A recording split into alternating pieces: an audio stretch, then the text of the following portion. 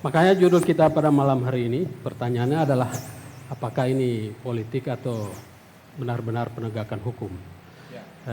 Pertama karena dari sisi waktu, momennya, ini kan sudah mulai masuk momen politik. Kedua, menjadi pertanyaan di publik itu kan, ini kasus atau penetapan tersangka Pak Hamim Pou itu nanti setelah beliau sudah bukan lagi ketua DPW Nasdem dan juga sudah bukan Bupati Gorontalo. Betapa kuatnya posisi waktu dia ketua DPW sehingga pada saat itu belum tersentuh. Begini Pak Hadi, kalau misalnya dia menghadapi kontestasi Pilkada 2024,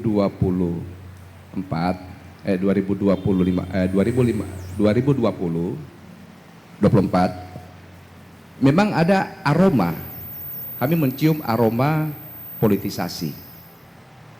Karena apa? Kejaksaan dipaksa untuk membuka sebuah kasus pidana korupsi yang telah di SP3-kan tanpa ada novum. Penggunaan instrumen-instrumen media, pembentukan wacana-wacana politik yang tidak berkaitan dengan norma hukum, acara hukum, itu lebih kuat, lebih kental. Sehingga ketika di tahun yang lalu di 20 Juli 2023 kami mengatakan ini aroma politiknya sangat kental karena kami melihatnya dari indikator-indikator itu.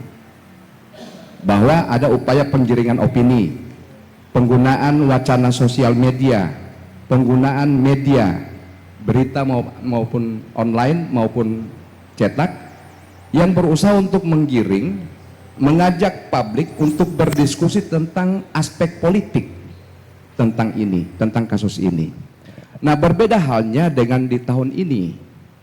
Pertama, kami melihat tidak tendensius ke politik. Karena pertama, Partai Nasdem secara institusi partai telah memutuskan siapa calon gubernur yang akan bertarung di kontestasi Pilkada 2024. Nama-nama itu menihilkan nama Pou. Sehingga kami melihat ya ini tidak ada hubungannya dengan politisasi. Yang kedua, yang dijadikan dasar pijakan oleh kejaksaan untuk membuka kembali kasus ini adalah amar putusan Pengadilan Negeri Gorontalo, Kota Gorontalo, yang menyebutkan bahwa mungkin ada novum atau apa, sehingga pijakannya jelas. Ditangkapnya Hamim Pou saat itu karena dikabulkannya permintaan agar SP3 Hamim Pou dibuka agar bisa dilanjutkan tingkat persidangan selanjutnya.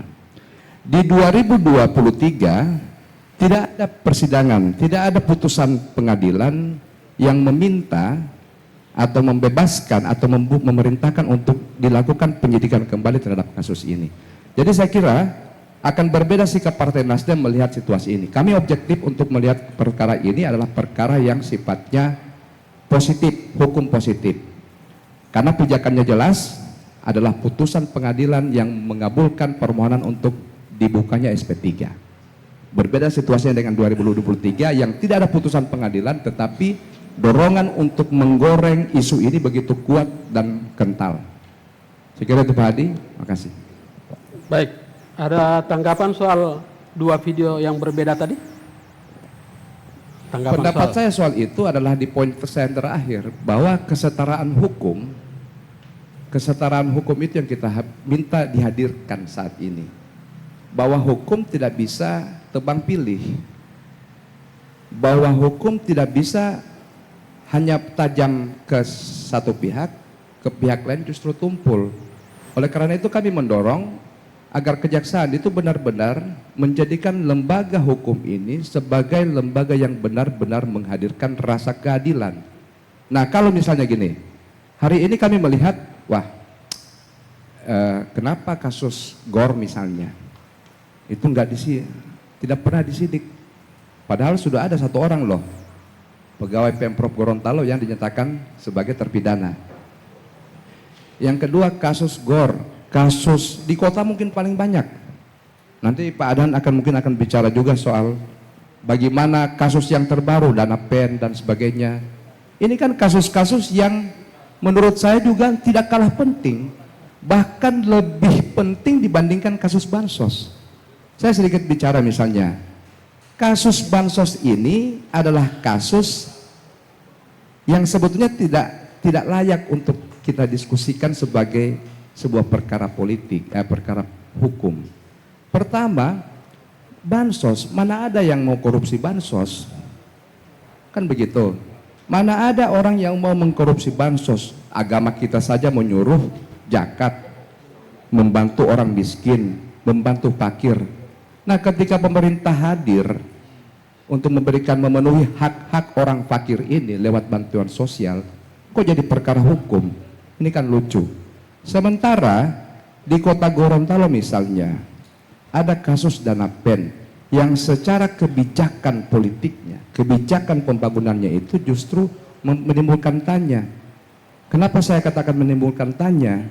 Pertama, dana pen itu kan tujuannya untuk membangkitkan ekonomi masyarakat yang terpuruk akibat 2 tahun penanganan pandemi COVID.